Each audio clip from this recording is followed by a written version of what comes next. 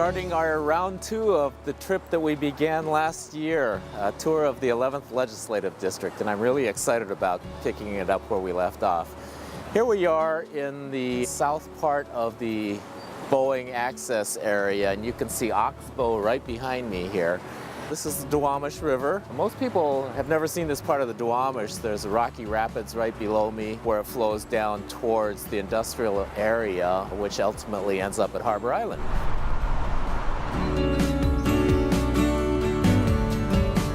I'd like you to meet Brooke Alford, who's with the Duwamish Hill Preserve. And Brooke, can you tell us a little bit about this beautiful place? Sure. Well, the Duwamish Hill Preserve here, this land was privately owned, went up for sale in the year 2001.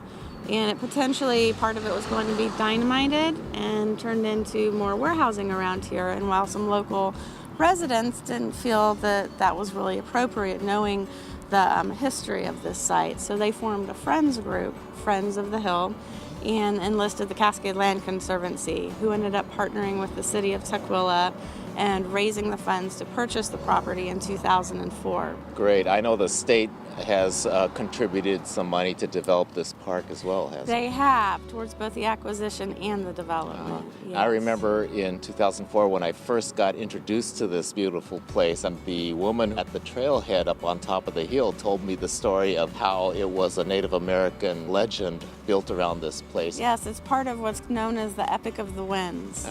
Well, thank you so much, Brooke. I appreciate you giving us the time. Okay, and we're on to our next spot now.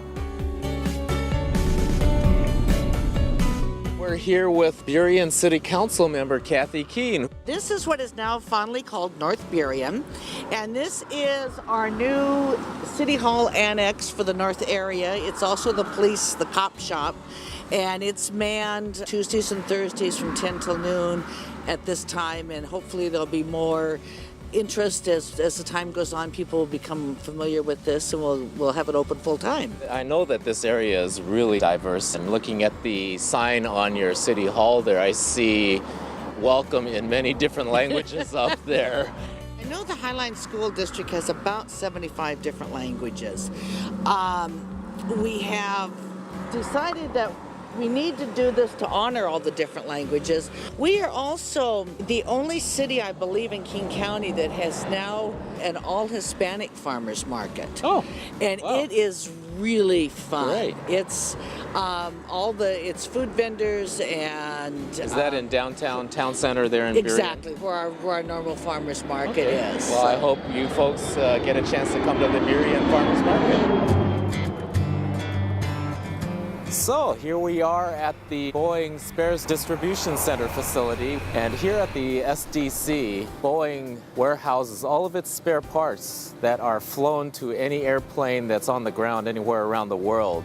They locate it right here so that it's so close to SeaTac Airport that they can just immediately get a needed part to a line flight out at SeaTac and fly it anywhere in the world.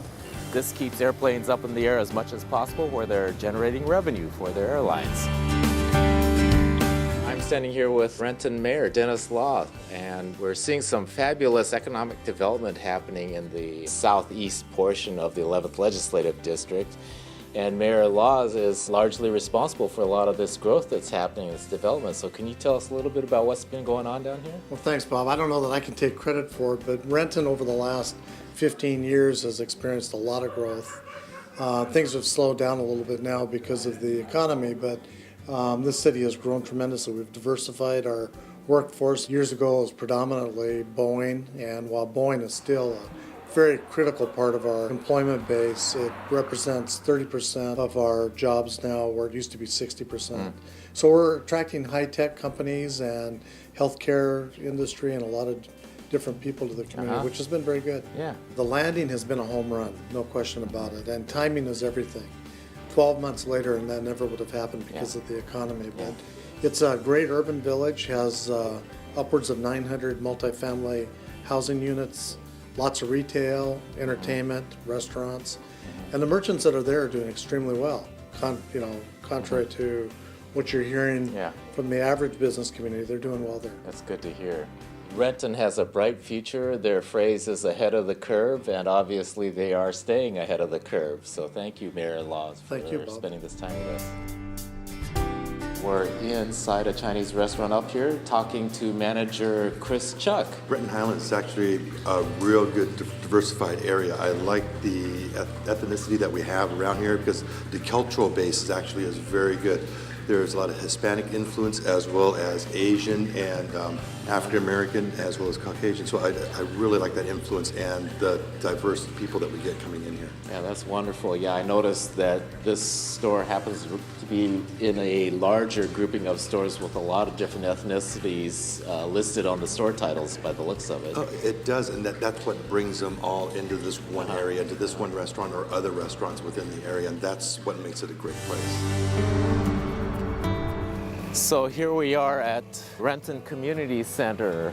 There's a theater, playhouse here, and this park borders right along the Cedar River, which is the second major river that flows through the 11th district. And the Cedar River is the major watershed that provides water for the city of Seattle.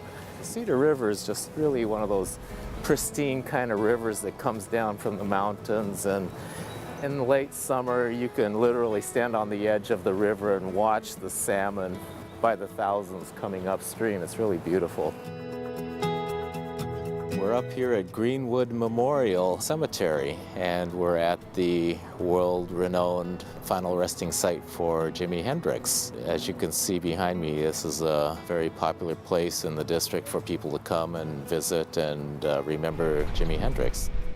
I run across Rowena Earhart here, and she's doing a tracing of some of the granite etchings here. And you want to tell us a little bit about what you're doing and why you're doing it? Yeah, sure. I actually just came down here today to make some, etchings for some friends of mine that I'm going to be visiting in Germany, and it's better than a box of chocolate. They got plenty of that down there. So.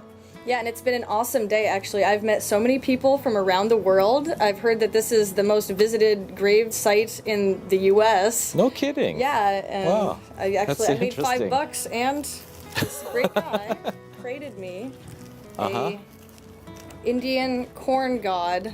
Wow. From the Pueblo. He was a Pueblo Indian. Or actually, I'm sorry, Navajo, but this is from the Pueblo site. So I got one of these. Awesome. In return for an etching? Yeah. Oh, fabulous. Great people. Well, thanks, Rowena. When are you going to Germany?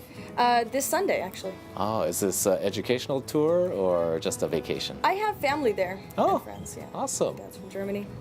Well, guten Tag to you. Oh, yeah, sehr gut, sehr schön. Thank you, Rowena, for enlightening us on how popular a location this is, and thanks for spending the time with us. Yeah, no, it was great to meet you. Nice to meet you, too. The 11th Legislative District is a very working class district, and I talk about that a lot. Here you see the Electrical Workers Apprenticeship Training Program, and also located down here, the Plumbers and Pipe Fitters Training Program. Carpenters are also located down here, the Teamsters. It's the heart of industrial South King County.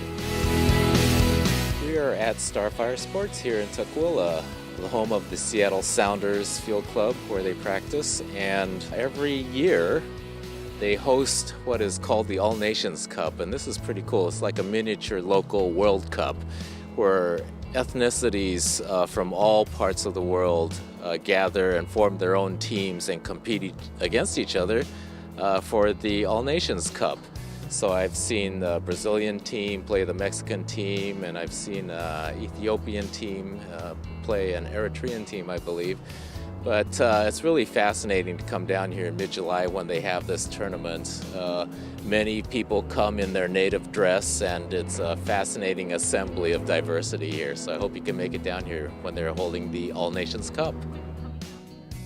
We're at Westfield South Center Mall, where they just finished a multi-million-dollar remodel of the facility. It has, I am told, tons of stores, restaurants, theaters, also in the vicinity, many other malls, which are big shopping malls in and of themselves surrounding this place. So this provides a lot of revenue for the city of Tukwila and the state of Washington.